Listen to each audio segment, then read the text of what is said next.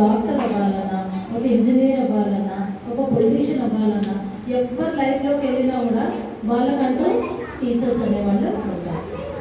కొంతమంది ఆ టీచర్స్ని ప్రత్యేకంగా గుర్తుపెట్టుకొని పలానా టీచర్ బాగా చెప్పింది, పలానా టీచర్ బాగా కొట్టిందని కూడా గుర్తుపెట్టుకుంటారు. కొట్టినా మీ మంచికే, పెట్టినా మీ మంచికే, చదువు చెప్పిన కూడా మీ మంచికే. సో ఈ దేశము, సమాజము, కుటుంబము అభివృద్ధి దశలోకి రావాలి అంటే టీచర్స్ రోల్ చాలా ఇంపార్టెంట్. ఫస్ట్ టీచర్ మీకు ఎవరంటే మదర్ అండ్ ఫాదర్. చిన్నప్పటి నుండి మీకు చిన్నప్పుడు అంటే నేర్పిస్తారు.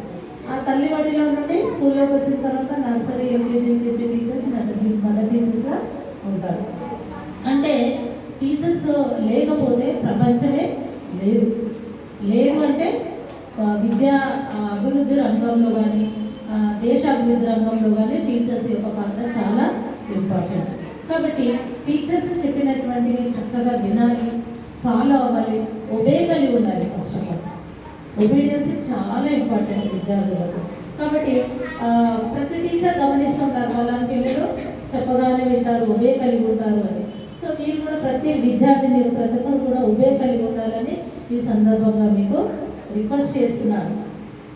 ఓకేనా చిల్డ్రన్? మరి ఈరోజు మనము ఈ యొక్క టీచర్స్ డేని మన దృష్టిలో పెట్టుకొని సర్వేపల్లి రాధాకృష్ణ ఏ రకంగా తన జీవితంలో ఒక ఉపాధ్యాయ వృత్తి నుండి రాజకీయ నాయక జీవితంలో కూడా ఆయన వెళ్ళిపోయాడు. ఉపరాష్ట్రపతిగా, తర్వాత రాష్ట్రపతి అంటే ప్రెసిడెంట్ ఆఫ్ ఇండియా కూడా ఆయన చేయడం అనేది జరిగింది. అంటే ఒక వ్యక్తి అంచెలంచెలుగా ఎదగడం అనేది చాలా ఇంపార్టెంట్ మానవుని యొక్క జీవితంలో. మీరు కూడా బాగా చదువుకొని భవిష్యత్తులో నేను ఒక డాక్టర్ అవ్వాలి, ఒక టీచర్ అవ్వాలి, ఒక ఇంజనీర్ అవ్వాలి, ఒక లాయర్ అవ్వాలని ఒక ఎయిమ్ పెట్టుకోవాలి. మీకు ఏది నచ్చితే అది ఎయిమ్ పెట్టుకొని దాని గురించి ప్రతి దినము బుక్స్ చదువుతూనే ఉండాలి. ఊరికే గాల్లో దీపం పెట్టి దేవుడు అంటే కాదు. నువ్వు అనుకున్న రోల్ ఏంటి, నేను ఏ రకంగా చదువుతున్నావు, నేను రీచ్ అవ్వగలుగుతానా అనే ఆలోచన పెట్టుకొని చదువుకోవాలి. ఏదో వస్తున్నాము పోతున్నాము అనేది కాదు.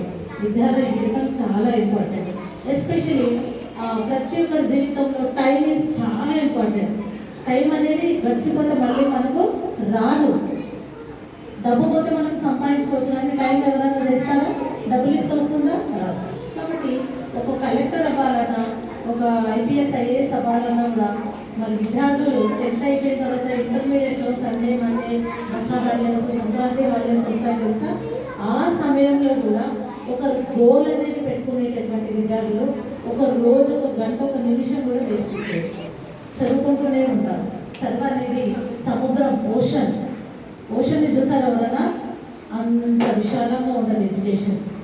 కాబట్టి మీ భవిష్యత్తులో మరి మీ పేరెంట్స్ మిమ్మల్ని ఎంత కష్టపడి చదివిస్తున్నారు అర్థం చేసుకొని చక్కగా చదువుకొని భవిష్యత్తులో మీరు చక్కగా 10th క్లాస్లో పాస్ అయిపోయి ఆ తర్వాత ఇంటర్, డిగ్రీ, పీజీ ఇంకా హైయర్ ఎడ్యుకేషన్ చేసుకొని మంచి ఉన్నతమైనటువంటి స్థితిలో అంటే ఎంప్లాయీస్గా, బిజినెస్ మ్యాన్స్గా, లేకపోతే ఇంకా సెల్ఫ్ ఎంప్లాయ్మెంట్ ఏదో ఒకటి చేసుకొని బతకడానికి మీరు స్కూల్ లైఫ్లోనే ఒక ఎయిమ్ అనేది పెట్టుకొని భవిష్యత్తులో ముందుకు వెళ్ళడానికి కష్టపడి చదవండి. టైం పాస్ చేయడం కాదు. టీచర్ రాలేదంటే చక్కగా ఎగిరి గంతేసి టైం పాస్ చేయడం కాదు. లైఫ్ అనేది చాలా వాల్యుబుల్. కాబట్టి ఏమైనా విద్యార్థులారా ఈ దినాన్ని టీచర్స్ డేని మనం సెలబ్రేట్ చేసుకోవడం ఎంతో సంతోషము. సంవత్సరాలు గడిచిపోతున్నాయి కానీ విద్యార్థుల యొక్క జీవితాలలో కొంతమంది జీవితాలలో మార్పు అనేది లేకుండా పోతూ ఉంది. కాబట్టి ఎస్పెషల్లీ అబ్బాయిలు 10th అయిపోయిన తర్వాత, ఇంటర్ అయిపోయిన తర్వాత మంచి ఫ్రెండ్షిప్ని మీరు డెవలప్ చేసుకోండి. బ్యాడ్ హ్యాబిట్స్ లోన్ కాకండి.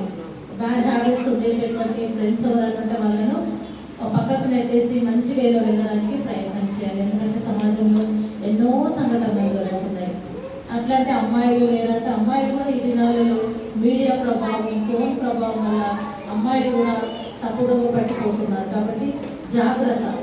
ప్రపంచంలో చాలా జ్ఞానం ఉన్నది, కానీ జ్ఞానాన్ని అజ్ఞానంగా మార్చుకుంటూ జీవితాలను పాడు చేసుకున్నటువంటి విద్యార్థులు ఎంతో మంది ఉన్నారు. అలా కాకుండా మీకు ఫోన్ అవైలబుల్ అంటే అవసరమైనవే, అందులో మీకు అవసరమైనవే చూడాలి, అనవసరమైనవి ఎప్పుడు కూడా చూడకూడదు. ఎంతో ఉంటుంది అందులో. బ్యాడ్ ఉంటుంది, గుడ్ ఉంటుంది. గుడ్నే మీరు రిసీవ్ చేసుకోవాలి, చూడాలి.